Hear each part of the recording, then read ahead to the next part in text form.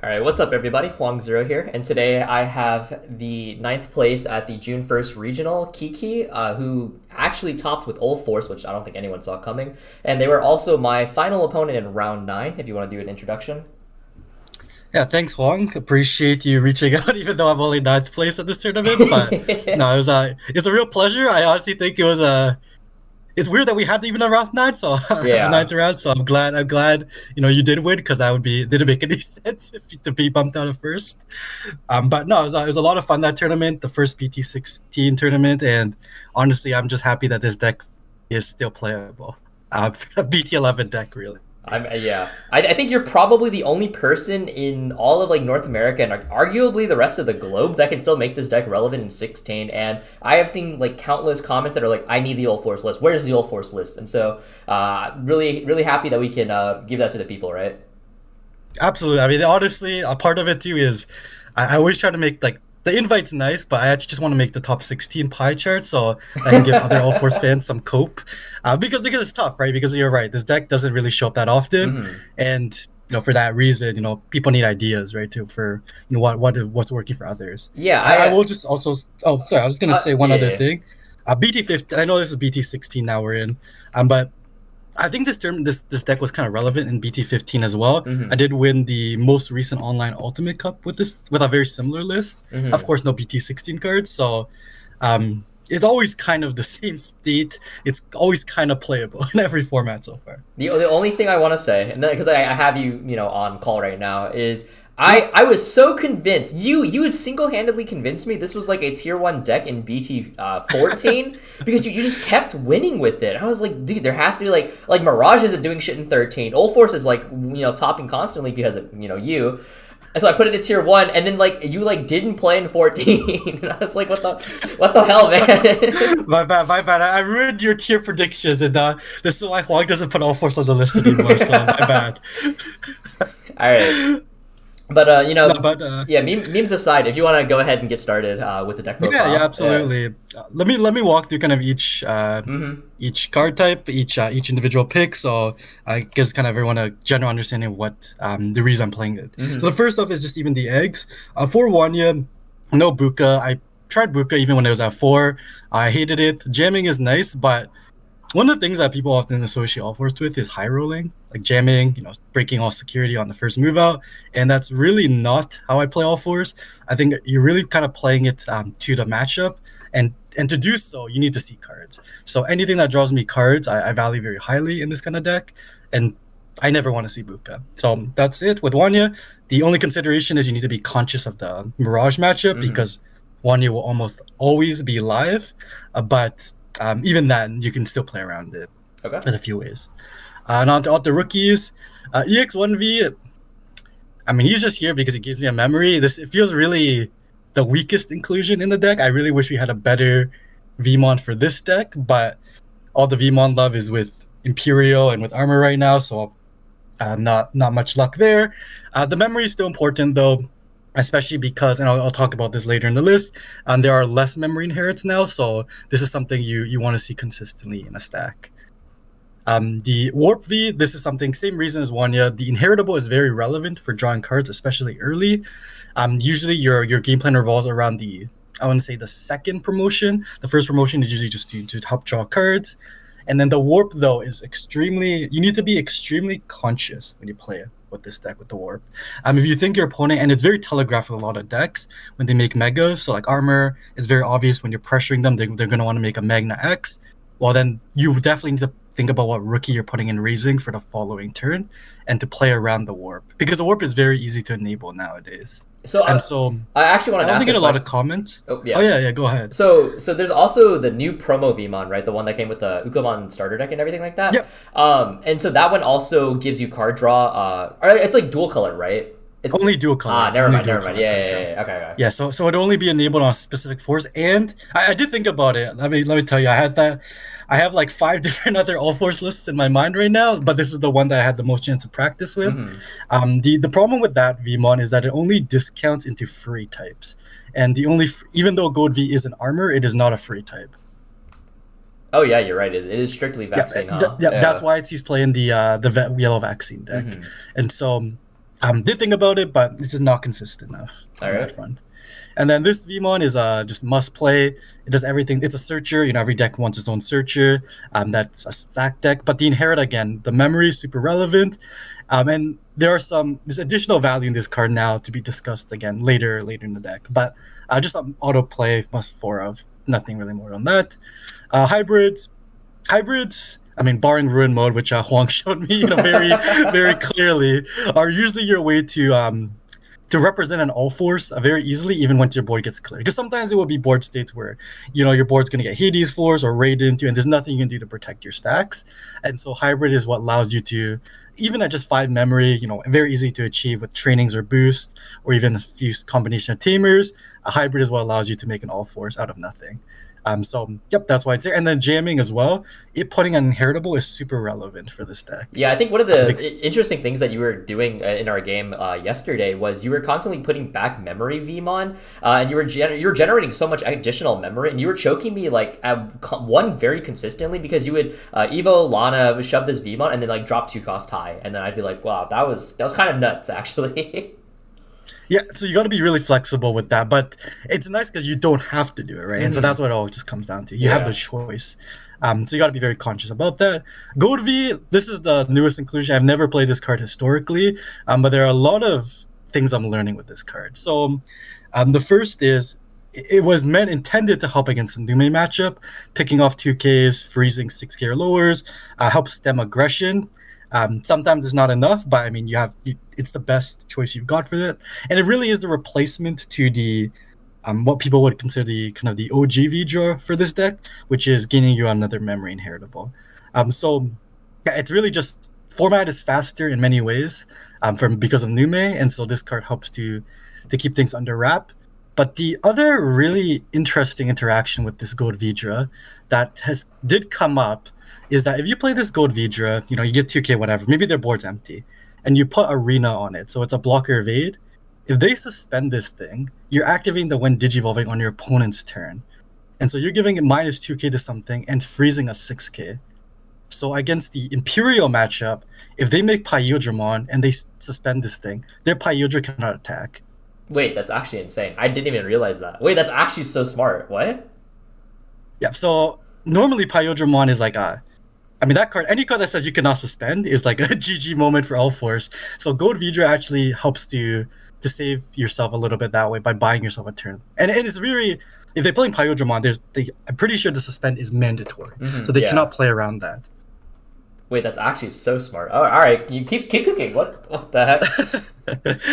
Magnamon is a BT16. As soon as this card came out, I was on 4 of. There's a few reasons. First off, it's just this card just absolutely insane. If this was an SR, I'm sure this card would cost like $30, but it is a starter deck inclusion, so that's nice.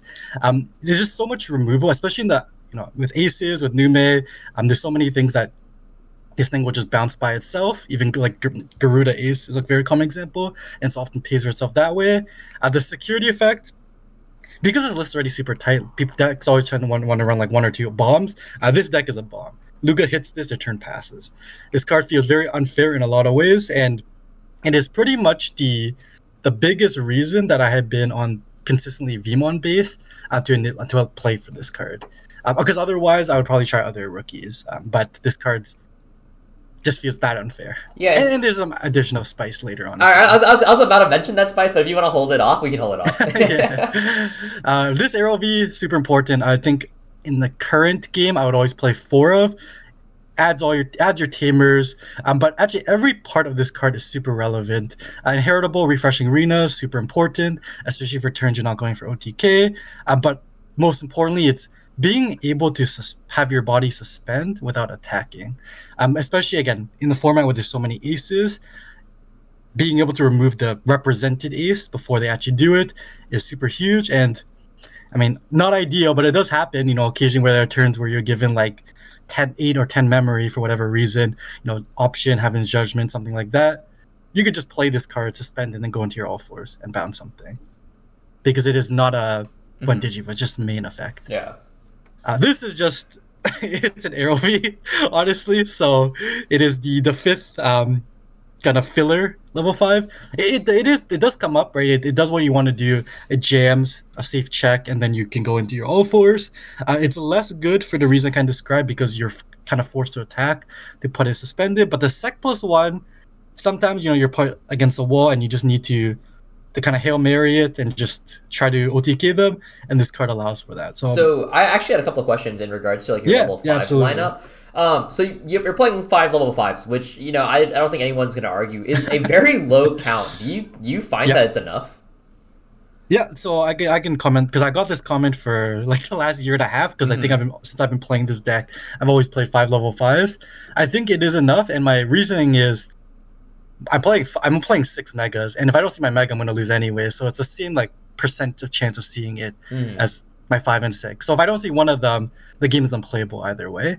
But also, I've genuinely considered the Warp Vmon an extra level 5, and so if you factor that in, I'm playing 9 level 5s. That's very in line. Okay. I hadn't even like considered that, but that's actually a super valid point. And one of the things that I was thinking about when I was playing against you is I was like really afraid of like swinging into like into your 4, or like while you have a 4 up, and then you Zudo Ace me. Do you think Zudo Ace has any room whatsoever in this deck? Yeah. So I've tried. I would say most iterations all fours. I've definitely played Zudo Ace before. I really do not like giving my opponents memory from overflow, and I also think something like Zudo Ace is the strength is in I would say the kind of the perception that you might have it rather than actually doing it. And so, yeah, sometimes I'll just represent a level 4, and I might have it, I might not, right? But my opponent wouldn't know. Right. So, I think that itself, it's important to be able to bluff it, kind of thing, even if it's not in the deck. But if I did play it, I play it as a 1. Okay. All 4s, 4 bread and butter of the deck. This card really is the reason I'm still probably competitive in this game. But plays. It just cheats out tamers. It bounces selectively, which is really important. So you're not forced to, bounce a non-ideal target, and it allows you to play both very aggressively, very OTK, which is what Ulforce kind of gets associated to. But more importantly, I think it gives you access to blue tamers in a way that no other deck really does. And I'm still waiting for the day they print some broken blue tamer and they forget about Ulforce. I mean, it's inevitably going to happen, right? I think it's inevitably going to happen. And then Ulforce X, I mean, Hoang was asking about this before, why I didn't play more, because this card is really, really good. But the thing is, with the current ratios, if Vmon could warp into this, I would play more. But just having 6 megas or more with the number of level 5 counts, sometimes this will be the only mega I see, and it feels really bad. But the other piece about this is, I mentioned earlier, all the drawing in the deck, I inevitably see most of the cards in my deck, and you'll notice a lot of 1-ofs. And the reason is because, a majority of games, again, maybe not Nume, but most games, actually, I will filter through my entire deck just due to the grindy nature of the game state. I have a lot of blockers, I have a lot of removal, and so I will see every card I played in my deck, unless it's in security. But Ulforce X, honestly, auto wins some matchups. I mean, not a good example in this format, but against red decks, this card with the unsuspended Rena represents multiple unsuspends, multiple evades, and a bounce on the opponent's turn.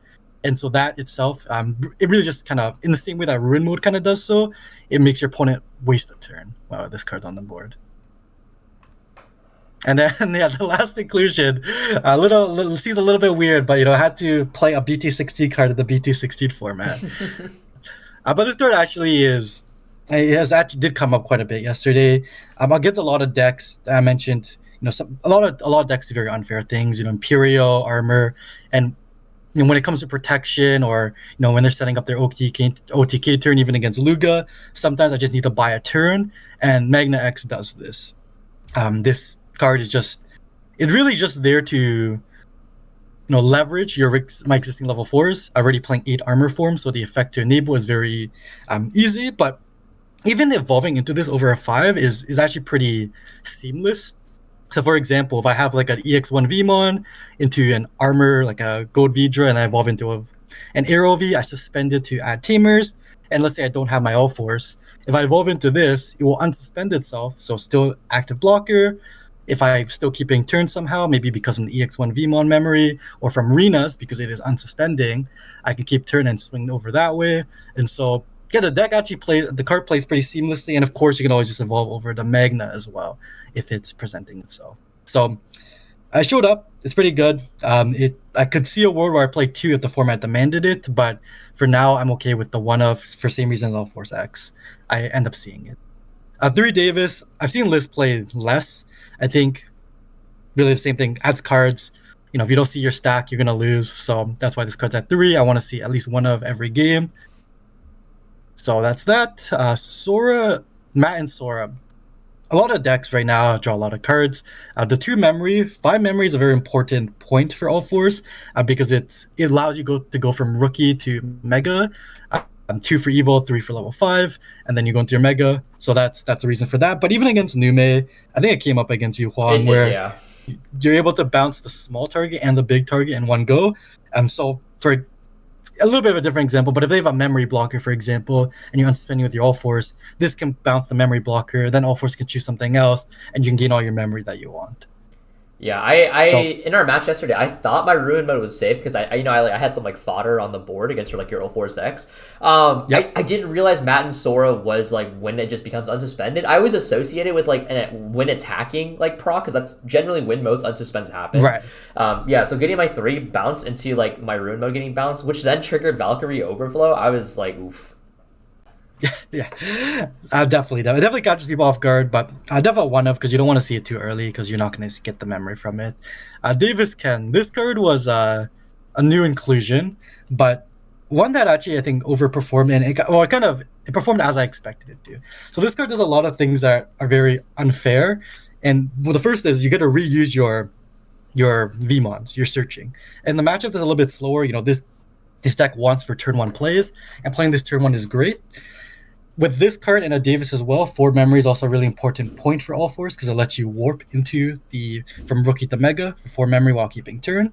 So that's another avenue. But really where this card comes up a lot is just in controlling the board. And what I mean by that is, start a turn, you're still looking for pieces. You're missing a 5 or you're missing a 6. I could just play a rookie and then go into a Gold Vidra that has value when evolving, or going to Magna, which has value when evolving. And then, now I'm representing potentially a blocker in addition to removing something. And so this card allows you to slow down the board early or slow down the game early against a lot of decks, while just being, memory value later on as well. Yeah, and one of the things that we had talked about yesterday, because I was like, how do you beat Magna X? Because like if it's immune to your bouncing, and it's just like this big blocker, and you were telling me that this card was kind of like your key to like getting through that matchup, outside of like dodging it, right? Right, of course. So I think that's exactly it. Magna, the first turn it goes into when Digivolving gets its immunity. There's nothing I can really do about it, but all I need really is to delay it 1 turn. So having it not check a security or having them not burn security, and then whether through starter Magna or even just through Ulforce, it's very easy to remove. I'm never gonna trigger their armor purge. So yep, it's really that's the intended reason. This also comes up during the Gold V interaction I mentioned before. So even at even at 1 memory, right? Let's say I have an empty board, I could play the BT11 Vmon, go into Gold Vidra, tap this, gain 1, so I'm going to 0, and then I could play Rena, give them 2 memory, and now I'm representing the same thing I mentioned before. Yeah. So there's a lot of things that opponents do not expect. Arena 4 of, unfortunately this card's still expensive, but unfortunately you can also not play this deck without it. Does everything the deck wants. It extends the Ulforce, gains you memory, activates random things on your opponent's turn like Gold Vidra. It really is, it's Ulforce and Rena, not just Ulforce. So Davis, this card is a way to extend your board typically on your turn. So once this is typically one of the last teamers you want to be playing off Arena, and when you do so, then you can set up another blocker through either a Magna or through the Aero V Inherit, and then from there it's just representing 2 or 3 blockers rather than 1. Makes it very hard for your opponent to crack back in many games. Taikamiya, this card actually is still finds a spot, even though this is pretty much functionally a 1.0 card now.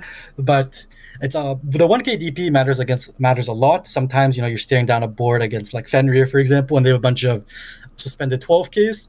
Being that having the flexibility to be 13K to swing over their board matters a lot, or even giving your body 13K to swing to security safely is functional jamming. Or early on, if you move out with gold Vidras, you're able to draw cards again back to the eggs to replenish your hand to find the pieces you're looking for. And then the last pieces are just four trainings, one mem boost. This is just a consistency thing, just to find your pieces at the end of the day. And training is great because it doesn't miss your tamers, of course. All right, so first and foremost, thank you so much for the deck profile. It was actually very, very insightful. I learned a lot of new things about Ulforce. I was always wondering how you were able to like consistently make this deck perform, and like hearing your thought process behind like a lot of these different things. It kind of opened my eyes on like there's a lot more interactions about this deck than I gave it credit for. So really thank you for showing me that. Yeah, absolutely. I think it gets a fair enough, but I think it gets a rep for being an OTK deck. But I would say it's very rare that I actually OTK from 5. Usually I'm killing from 3 or 4 security. And in the same way, if you just look at this deck list, this deck I think runs like 20 security effects or something like that. So you can rely on your security pretty consistently. As long as your security is not 0, you're okay. All right. So before we wrap this up, do you have any shout outs or any last words you want to say? I think always shout out to locals and such, but actually I wanted to shout out, I don't want to drop their name as well because I don't know if they want to be featured, but I really want to shout out my 5th round opponent. He was playing Luga yesterday. We really close game. It was a game 3, and I think he was just really a class act. Because we were in time. There's about 10 seconds left on turn. He had like 2 Fenrir Lugas on board, and he just couldn't kill me through Ulforcex. And then he could have very easily just made some decisions, just stopped to make a play and, gone to time. But he gave me, he was very conscious of it. And he said, player turn in the last 30 seconds. And I just swung my Ulforce, I represented lethal. And if it died in security, and it's a draw. But he just said, go ahead, swing the security. And, and I end up winning because of that. And he was, really a really good sports all around. So it's been a long time since I've been kind of surprised by the sportsmanship of the Digimon community. But I think that guy, I inspired to be like him, right? To recognize, it's just win or lose, not about the clock. It's just, to not force the draw, at that point in time. So yeah, I have a lot of respect for that guy, and I hope he ended up placing well. All right. So once again, thank you so much, QiQi, for coming on the channel and doing this deck profile. I really do appreciate it. And for any of you that are interested in playing Ulforce, because I know there's a lot of Ulforce fans still out there, be sure to send this to your friends. Take a good second to go over this video and really soak in all this information. So thank you all so much for watching, and appreciate it. Thank you.